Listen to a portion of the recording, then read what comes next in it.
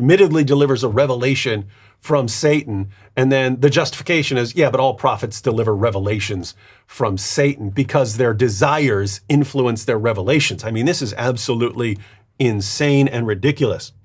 But as far as the sources, because Muslims now reject the source. Right. Muslims now reject the story. But we have this story all over the place. Right? I now have 50 sources on the satanic verses, 50. And just let me tell you who these stories go back to. Right? Of the sources that report various versions of the satanic verses, 6 of them go back to Ka'b al-Kharazi, one of Islam's greatest early Quran scholars.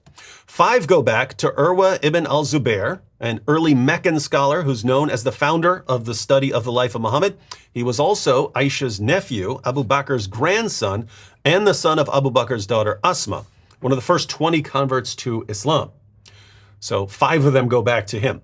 2 go back to Abu Bakr ibn Abdul Rahman ibn al-Harith, one of the top scholars in Islamic law during the 1st century of Islam. 5 go back to Abu al-Aliyah al-Basri, another of the greatest Quran scholars of the 1st century. He studied the Quran with Caliph Umar, with Ubay ibn Ka'b, with Zayd ibn Thabit, and with Ibn Abbas. This guy's reporting the satanic verses.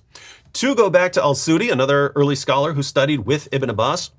1 comes from the tafsir of Muhammad ibn al-Sa'ib al-Kalbi, an early commentator who composed the longest tafsir that had been written up until his time. 4 reports go back to Qatada ibn Diyama, one of Islam's greatest early commentators. 1 goes back to al-Dahak, a 1st century expert in tafsir. 1 goes back to Ikrimah, a slave of Ibn Abbas and an expert on the life of Muhammad. We have 6 reports that go back to Ibn Abbas himself, the founder of Quranic studies. Correct. And we have several that go back to Sa'id ibn Jubair, one of the leading Quranic scholars of his time and one of the top students of Ibn Abbas. So this story is all over the 1st century. Right. Muslims later, they're embarrassed by it and they just say, no, this never happened, because they can't deal with the idea of their prophet delivering a revelation from the devil and then saying, yeah, but all prophets do it, so no harm, no foul. I know, and it's a sad thing really when especially I'm speaking to you, my Muslim friends, that your prophet actually was tricked by Satan to receive revelations thinking that it is from God, and then later allegedly received a rebuke from Gabriel, recanted the story. So my question to you is this: how much of the Quran was like this? How much of